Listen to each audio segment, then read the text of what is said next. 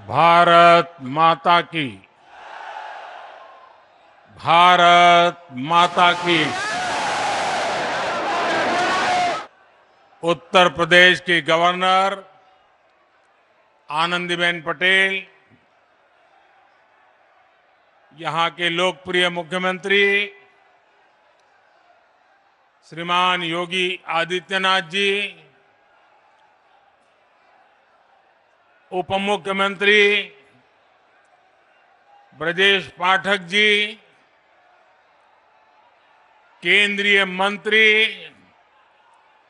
Shri VK Singh ji,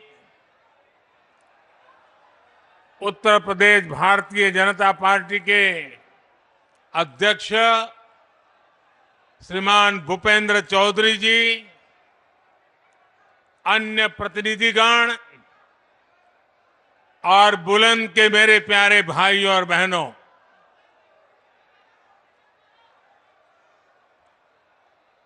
आपका ये प्यार और ये विश्वास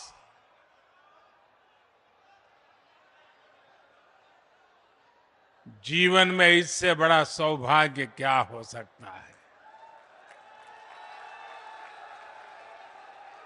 मैं आपके प्यार के लिए अभिभूत हूं और मैं आज देख रहा था इतनी बड़ी तादाद में माताएं बहनें, और ये समय तो हमारे यहाँ परिवार में माताओं बहनों का सबसे व्यस्त समय होता है, रसोई का समय होता है, लेकिन सब छोड़ छाड़ करके इतनी बड़ी तादाद में हमें आशीर्वाद देने आए सभी माताओं बहनों को मेरा विशेष प्रणाम।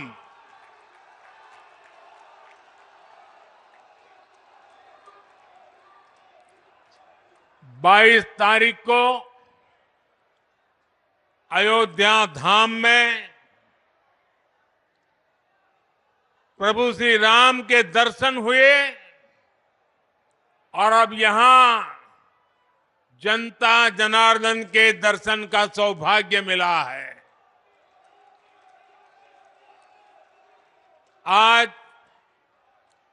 पश्चिमी यूपी को विकास के लिए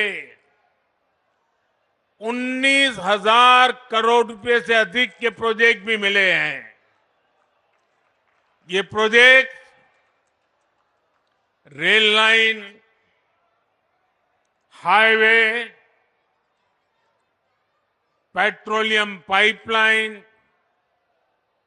पानी, सीवेज, मेडिकल कॉलेज और औद्योगिक शहर से जुड़े हुए हैं। आज यमुना और रामगंगा की स्वच्छता से जुड़े प्रोजेक्ट का भी लोकार्पण हुआ है। मैं बुलंदशहर सहित पश्चिमी उत्तर प्रदेश के सभी मेरे परिवारजनों को इसके लिए बहुत बहुत बधाई देता हूं।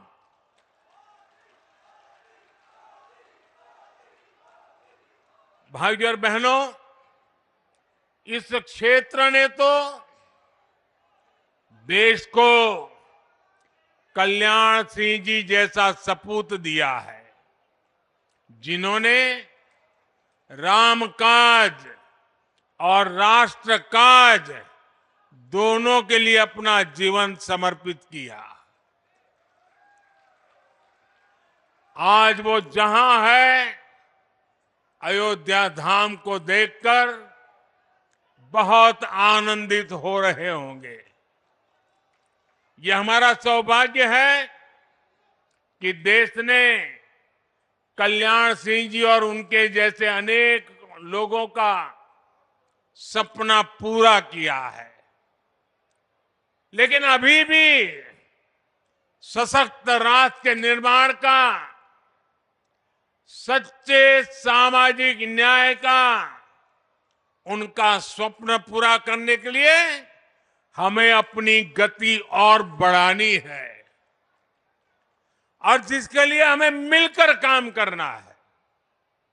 साथियों, अयोध्या में मैंने रामलला के सानिध्य में कहा था कि प्राण प्रतिष्ठा का कार्य संपन्न हुआ, अब राष्ट्र प्रतिष्ठा को नई ऊंचाई देने का समय है।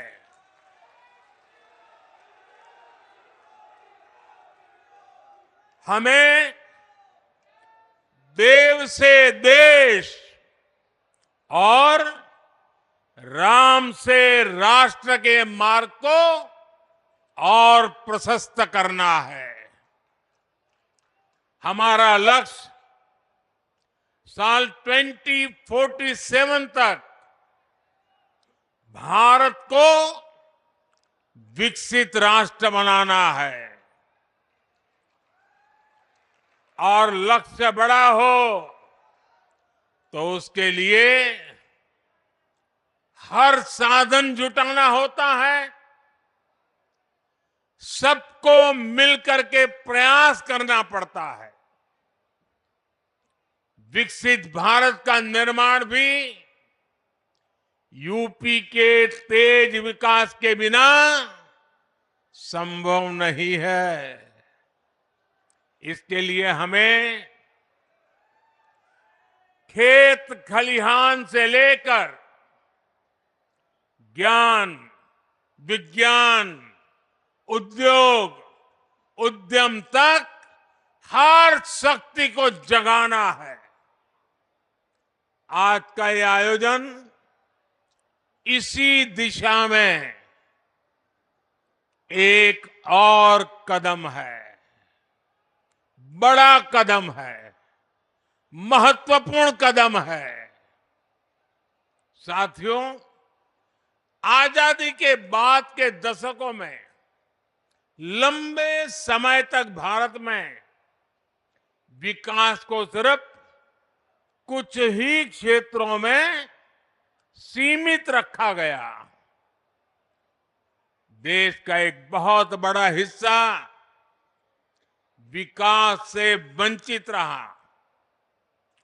इसमें भी उत्तर प्रदेश, जहां देश की सबसे अधिक आबादी बसती थी, उस पर उतना ध्यान नहीं दिया गया। ये इसलिए हुआ क्योंकि लंबे समय तक यहां सरकार चलाने वालों ने शासकों की तरह बर्ताव किया। जनता को अभाव में रखने का, समाज में बंटवारे का रास्ता उनको सत्ता पाने का सबसे सरल माध्यम लगा। इसकी कीमत उत्तर प्रदेश की अनेक पीढ़ियों ने भुगती है, लेकिन साथ साथ देश को भी इसका बहुत बड़ा नुकसान हुआ है। जब देश का सबसे बड़ा राज्य ही अगर कमजोर हो तो देश कैसे ताकतवर हो सकता था? आप मुझे बताइए, क्या देश ताकतवर हो सकता है क्या? उत्तर प्रदेश को पहले ताकतवर बनाना होगा कि नहीं बनाना होगा? और मैं तो यूपी का सांसद हूं और मेरी विशेष जिम्मेवारी है।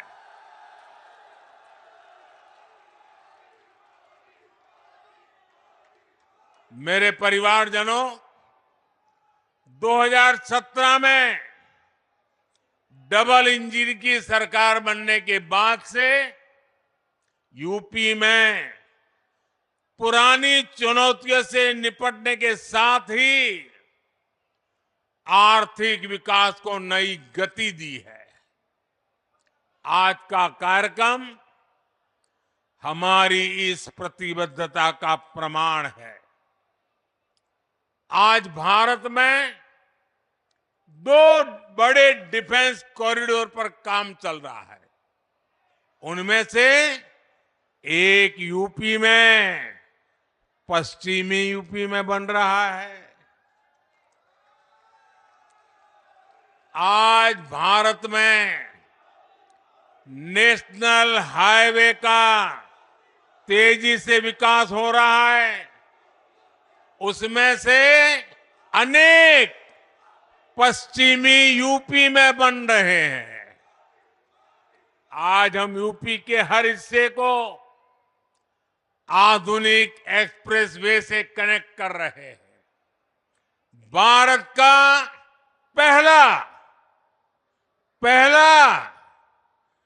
पहला नमो भारत ट्रेन प्रोजेक्ट पश्चिम यूपी में ही शुरू हुआ है। यूपी के कई शहर मेट्रो सुविधा से जुड़ रहे हैं।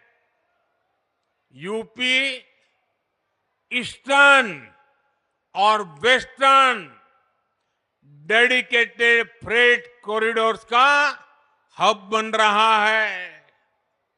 और ये बात बहुत बड़ी है साथियों। आने वाली शताब्दियों तक इसका महात्म्य रहने वाला है, जो आपके नसीब में आया है। जब जेवर इंटरनेशनल एयरपोर्ट बनकर तैयार हो जाएगा तो इस क्षेत्र को एक नई ताकत, नई उड़ान मिलने वाली है। साथियों, सरकार के प्रयासों से आज पश्चिमी उत्तर प्रदेश रोजगार देने वाले प्रमुख सेंटर में से एक बन रहा है। केंद्र सरकार देश में 4 नए औद्योगिक स्मार्ट शहर बनाने की तैयारी में है। ऐसे नए शहर जो दुनिया के श्रेष्ठ मैन्युफैक्चरिंग और निवेश स्थलों को टक्कर दे सके। इसमें से एक औद्योगिक स्मार्ट शहर पश्चिमी उत्तर प्रदेश के ग्रेटर नोएडा में बना है। और आज मुझे इस महत्वपूर्ण टाउनशिप का उद्घाटन करने का सौभाग्य मिला है। यहां हर वो बुनियादी सुविधाएं विकसित की गई हैं जो रोजमर्रा के जीवन के लिए, व्यापार, कारोबार, उद्योग के लिए चाहिए। अब ये शहर दुनिया भर के निवेशकों के लिए तैयार है। इसका लाभ यूपी के, विशेष रूप से पश्चिमी यूपी के हर छोटे, लघु और कुटीर उद्योग को भी होगा।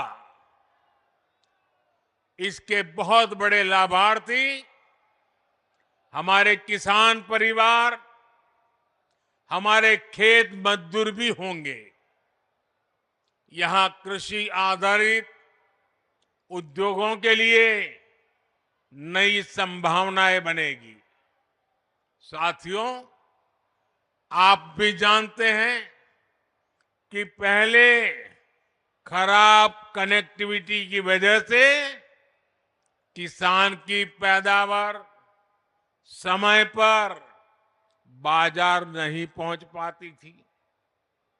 किसानों को अधिक भाड़ा भी देना पड़ता था। गन्ना किसानों को कितनी परेशानी होती थी, ये आपसे बेहतर और कौन जानता है। किसानों की उपज को अगर विदेश एक्सपोर्ट करना होता था तो वो भी मुश्किल था। यूपी समंदर से बहुत दूर है, इसलिए उद्योगों के लिए जो गैस और दूसरे पेट्रोलियम प्रोडक्ट चाहिए, उन्हें भी ट्रकों में लाना पड़ता था। इन सारी चुनौतियों का हल नए एयरपोर्ट और नए डेडिकेटेड फ्रेट कॉरिडोर में है। अब यूपी में बना सामान यूपी के किसानों के फल सब्जी और ज्यादा आसानी से विदेशी बाजार तक पहुंच पाएंगे। मेरे परिवारजनों, डबल इंजन सरकार का निरंतर प्रयास है कि गरीब और किसान का जीवन आसान हो। मैं योगी जी की सरकार को बधाई दूंगा कि उन्होंने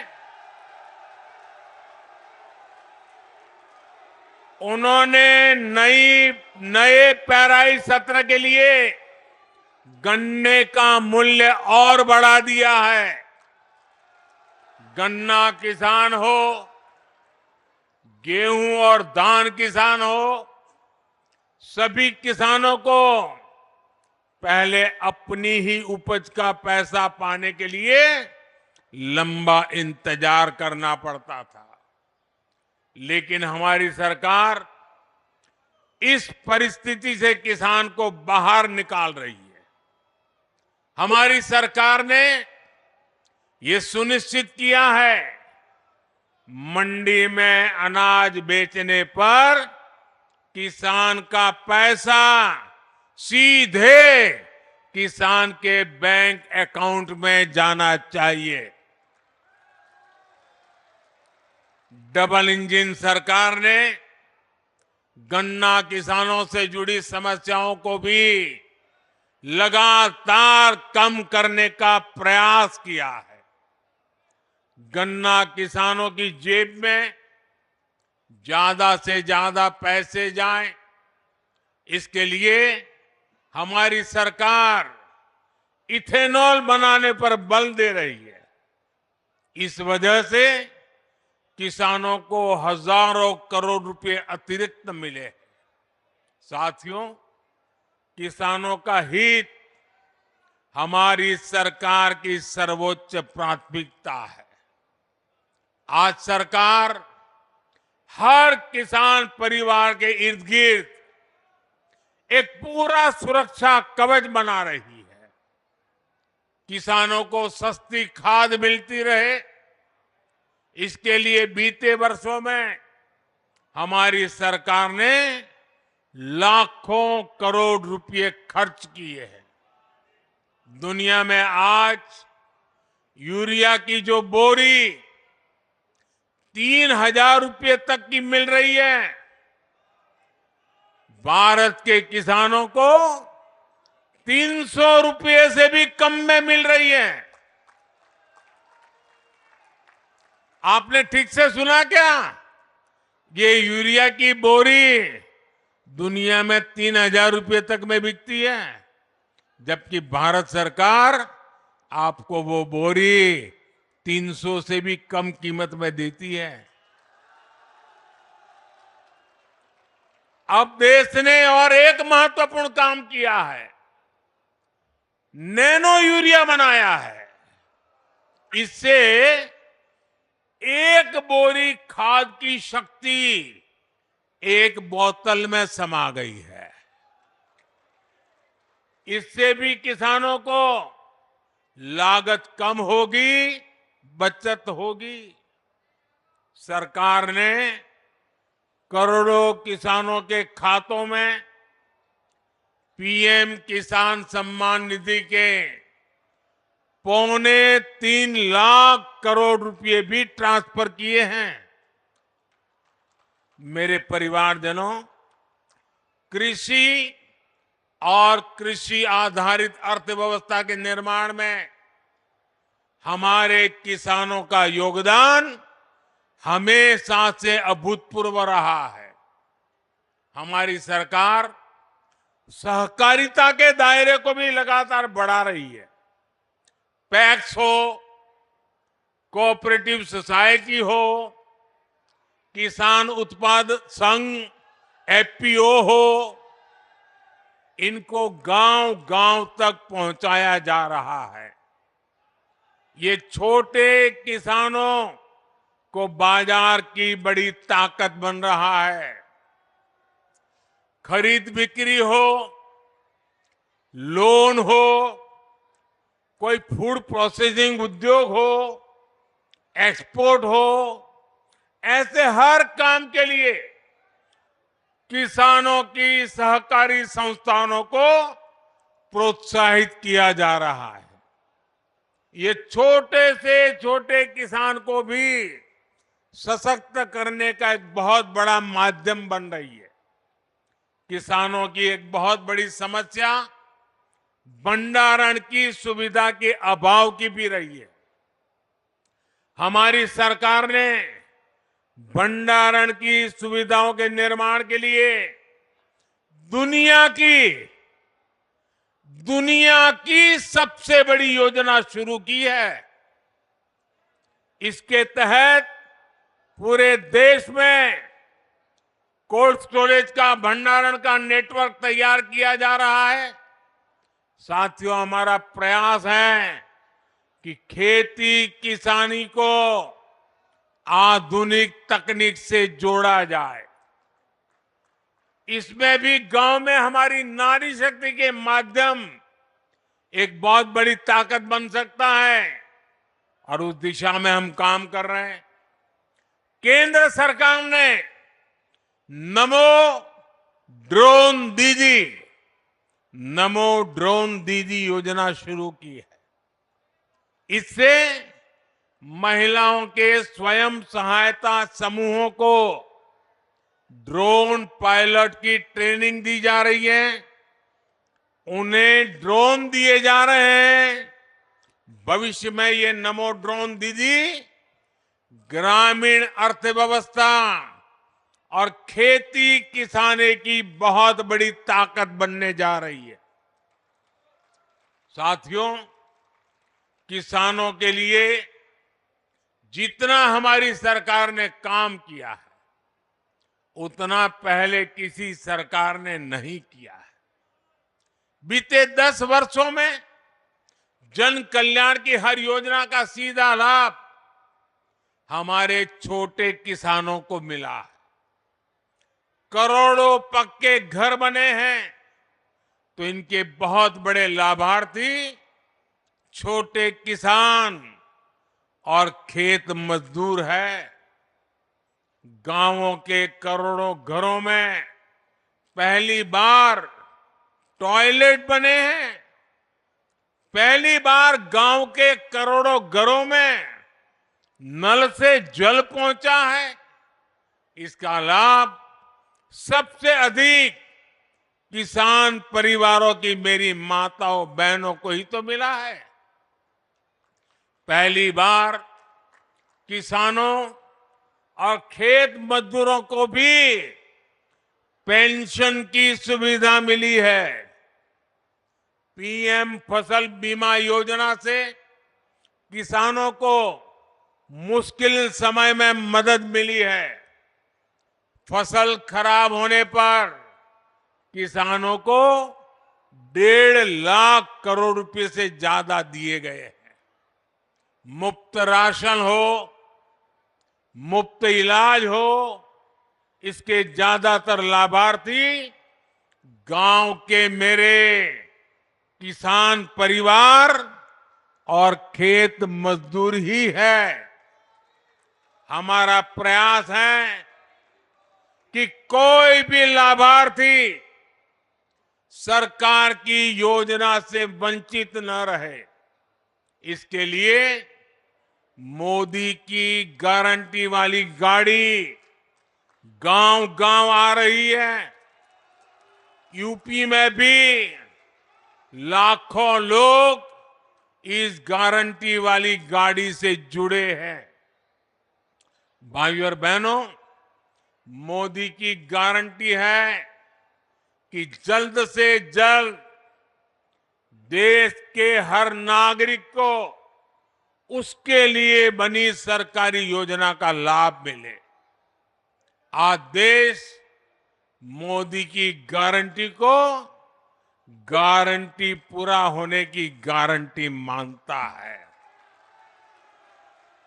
क्योंकि हमारी सरकार जो कहती है वो करके दिखाती है।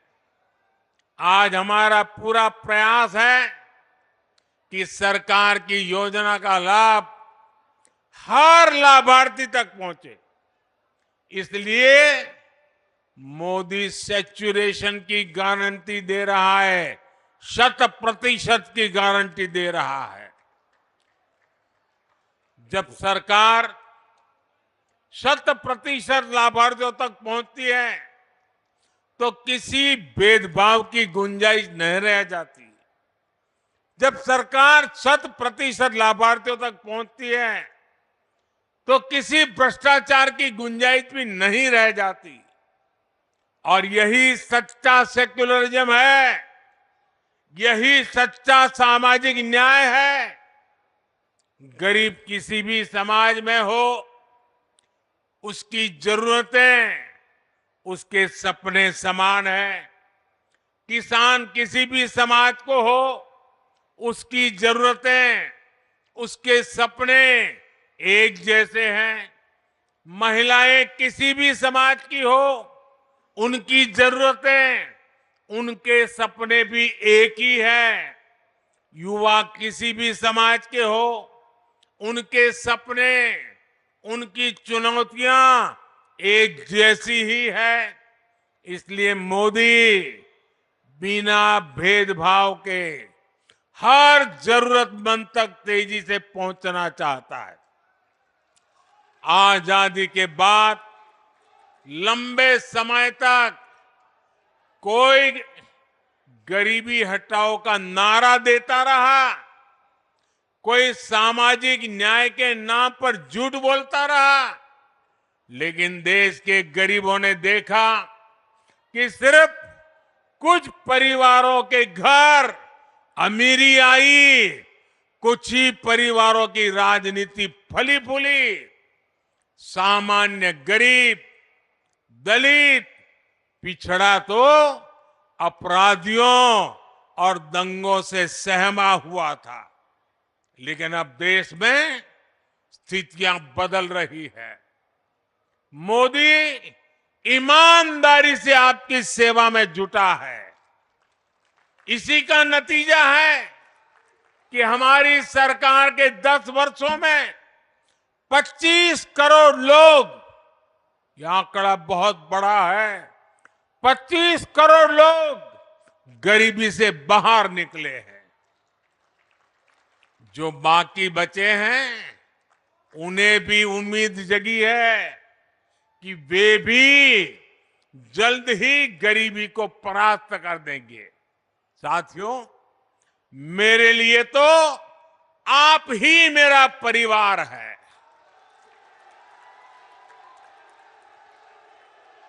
आपका सपना ही मेरा संकल्प है। इसलिए आप जैसे देश के सामान्य परिवार जब सशक्त होंगे तो यही मोदी की पूंजी होगी। गांव गरीब हो, युवा, महिला, किसान हो, सबको सशक्त करने का ये अभियान जारी रहेगा। आज मैं देख रहा था, कुछ मीडिया वाले चला रहे थे कि आज बुलंदशहर में मोदी चुनाव का बिगुल फूकेंगे।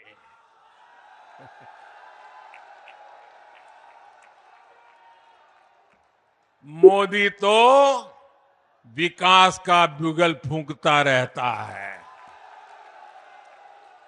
मोदी तो समाज के आखिरी व्यक्ति के कल्याण के लिए बिगुल फूंकता रहता है। मोदी को न पहले जरूरत थी, न आज जरूरत है, न आगे जरूरत है चुनाव के बिगुल फूंकने की। मोदी के लिए तो ये जनता जनार्दन युगल फूंकती रहती है। और जब जनता जनार्दन युगल फूंकती है तो मोदी को अपना समय उस ब्यूगल फूंकने में नहीं लगाना पड़ता, उसको तो अपना समय जनता जनार्दन के चरणों में बैठ करके सेवा भाव से काम करने में उसका समय लगा रहता है।